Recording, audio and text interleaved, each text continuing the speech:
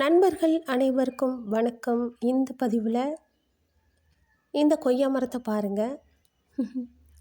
நான் ரொம்ப சந்தோஷமாக இருக்கேன். ஏன்னா நேற்று தான் எங்கள் ஊரில் மழை பெஞ்சது.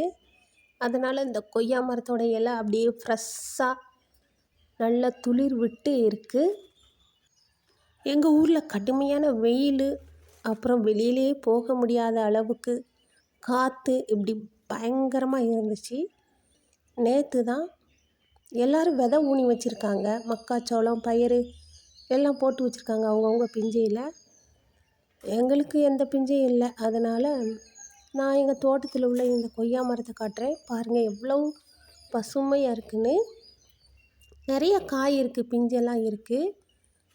மழை அதிகமாக இல்லாதனால கொஞ்சம் காய் இது பெரிய வகை காய், ஆனால் சின்னதாக தான் இருக்குது.